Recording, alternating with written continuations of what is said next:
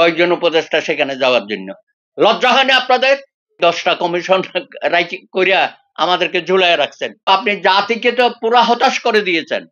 এই সরকারের পক্ষে কিছু কথা বলবো, কিন্তু দুর্ভাগ্য আপনাদের আমাদের, গত রাতে যে ঘটনাটি ঘটে গেছে জাতির জন্য অত্যন্ত লজ্জাস্কর।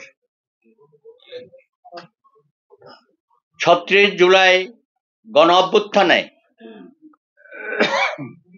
যারা শহীদ হয়েছেন তাদের সুষ্ঠু তালিকা আমরা করতে পারি নাই গত 100 দিনে।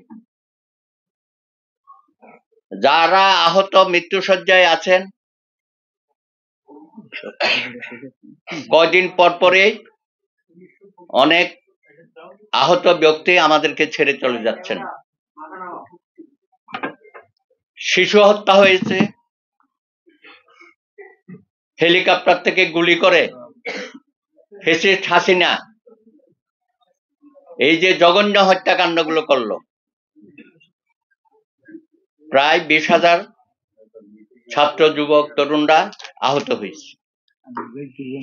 আপনাদের তো প্রথম এজেন্ডাই হবার কথা ছিল যে এইসব বিষয়ে মনোযোগী হয়ে ফার্স্ট প্রায়োরিটি শহীদ পরিবারগুলোকে পুনর্বাসন করা,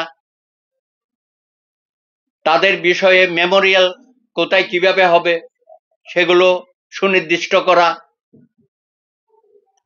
আহত যারা হয়েছে তাদের সুচিকিৎসা করা, উন্নত চিকিৎসার জন্য বিদেশে প্রেরণ করা, যারা অন্ধ হয়ে গেছে তাদের ব্যাপারে ব্যবস্থা গ্রহণ করা।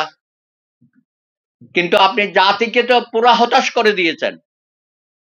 3 মাসের মধ্যেই আপনি তো আমাদেরকে আশ্বস্ত করতে পারলেন না। কথা ছিল শহীদ পরিবারের সদস্যদের নিয়ে সবাইকে নিয়ে একটা গেট টুগেদার বা কিছু একটা করবেন, সেটাও ডেট ঠিক করে করতে পারছেন না। আপনি শহীদ ফাউন্ডেশন করেছেন, সেখান থেকে সাহায্য সহযোগিতা দেওয়ার কথা, সেগুলো থেমে থেমে যাচ্ছে কেন? কারণটা কি? তা আপনারা যদি না পারেন ছেড়ে দেন। ফার্স্ট প্রায়োরিটি হবে এদেরকে বাঁচানো, এদের পাশে থাকা।